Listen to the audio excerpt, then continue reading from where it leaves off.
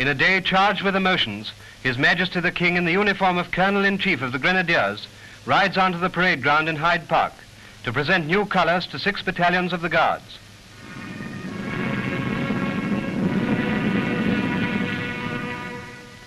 The brilliant military ceremony begins with the King inspecting the line formed by Grenadier, Coldstream and Scots Guards. Queen Mary watches from the royal dais, and Princess Elizabeth and Princess Margaret Rose are also there to see the picturesque parade.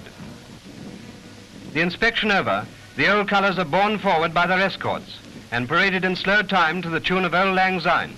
The colours are dipped as they defile past His Majesty.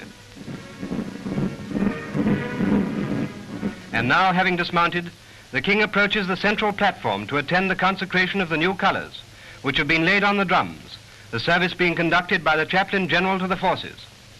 We do consecrate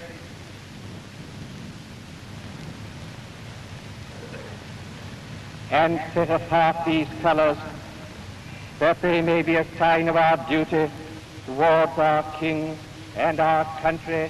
His Majesty then addresses his troops in words which they will never forget. Grenadiers, Coldstreamers, and Scots Guardsmen, it is with mixed feelings that I address you on this solemn occasion. Almost everything changes as the centuries pass, but the oldest regiments of the British Army, Guards and line alike, embody a tradition of discipline and devotion unbroken by the shocks of 250 years, unequaled in duration and unsurpassed by fame by any other military units now surviving in the world.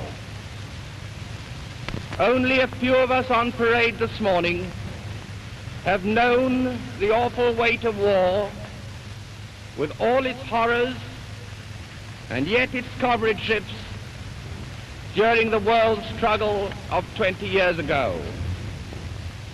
With all my heart, I hope, and indeed I pray, that never again may our age and a generation be called upon to face such stern and terrible days.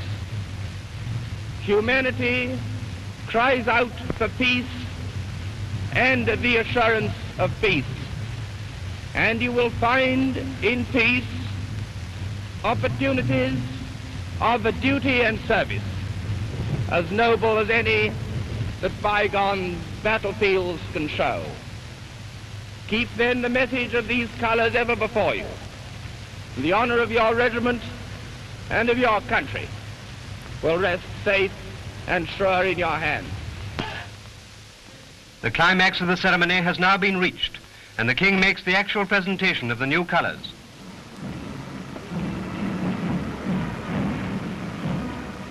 The colors are marched in slow time to join their battalions.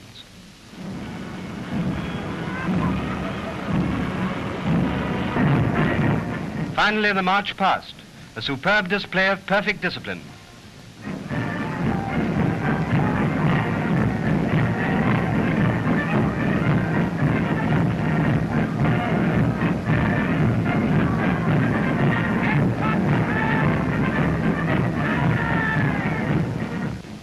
Whose heart is not thrilled with loyalty and devotion as the King rides off, sentiment so soon to be turned to horror and scorn? It was at the top of Constitution Hill that the apparent attempt on the life of our King was made. There was a sudden commotion in the crowd, and a loaded revolver was seen to fall near the King's horse. A policeman dismounted and kicked the revolver aside. You can see him in the right-hand bottom corner of the picture. A man named McMahon was arrested and marched off under strong escort to Hyde Park Police Station, to be later brought up at Bow Street and charged under the Firearms Act. This prior charge having been heard, he was removed to prison on remand. To say that the public was aghast as the incredible news was flashed through the streets of London is to minimize the emotions of the King's subjects. Whether it was a serious attempt on his life or not, the whole country joins in thankfulness that no hurt was done to His Majesty, who throughout the incident maintained a calmness and dignity true to the tradition of his character.